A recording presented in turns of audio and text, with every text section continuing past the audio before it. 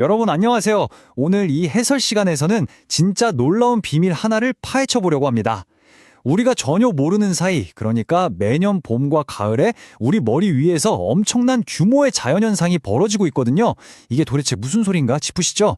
자, 보이지 않는 세계로 바로 들어가 보겠습니다. 가끔 칠흑같이 어두운 밤하늘 올려다 보시잖아요. 조용하니까 아무 일도 안 일어난다고 생각하기 쉬운데요. 사실은 그렇지 않습니다. 도시불빛에 가려져서 안 보일 뿐이지 수억 마리의 철새들이 밤하늘을 꽉 채우며 엄청난 이동을 하고 있어요. 우리가 쿨쿨 자는 그 고요한 시간에도 머리 위에서는 치열한 생존 드라마가 지키고 있는 거죠. 눈에 안 보인다고 해서 진짜 아무 일도 없는 게 아닙니다. 아니 근데 왜 하필 아무것도 안 보이는 밤에 이동할까요? 정리된 내용을 보시면 딱 감이 오실 텐데요. 한낮에는 태양빛이 너무 강하고 뜨겁잖아요. 밤에 날아야 쉴 새 없이 움직이는 체온을 식힐 수도 있고 공기 흐름도 훨씬 잔잔해서 비행 피로가 훨씬 덜하거든요. 게다가 무서운 천적들 눈도 피할 수 있으니까 사실상 장거리 비행을 하기엔 밤이 가장 완벽하고 안전한 조건인 겁니다. 자연주의자 스콧 와이덴솔이라는 분은 이걸 두고 이렇게 표현했어요. 밤하늘이라는 어두운 장막을 걷어낼 수만 있다면 지구상에서 가장 위대한 자연의 장관을 보게 될 거다. 멋진 말이죠.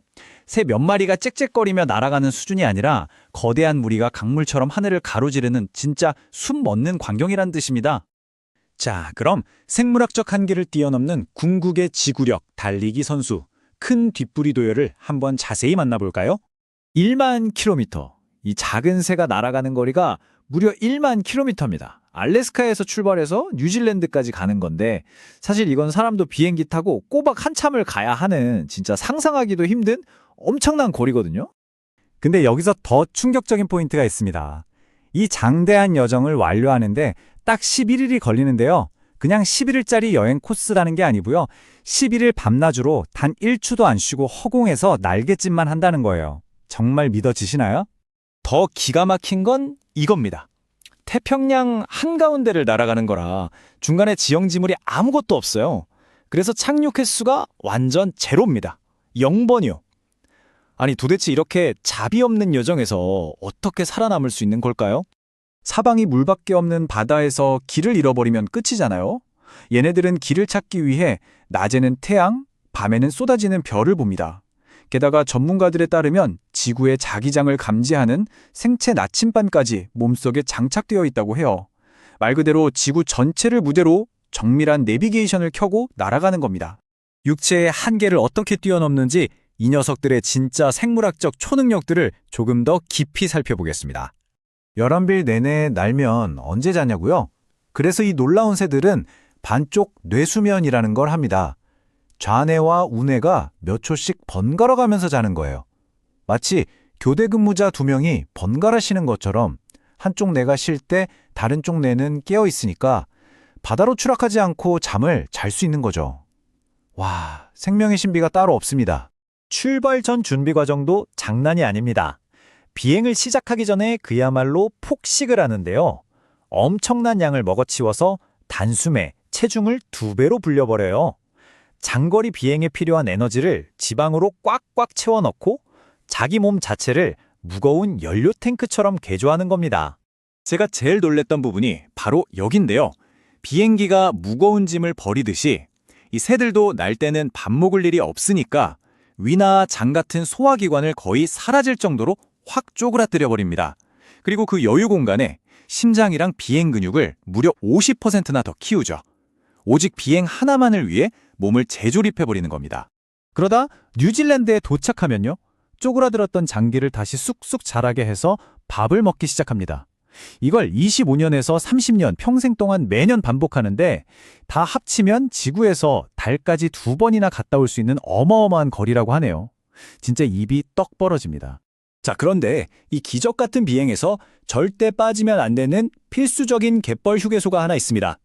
바로 지리적으로 한국과 중국 사이에 있는 황해 갯벌입니다.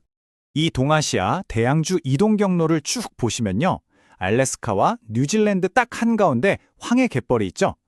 험난한 여정 속에서 절대로 그냥 지나칠 수 없는 완벽한 고속도로 휴게소이자 최적의 연료 보충소 역할을 톡톡히 하고 있습니다.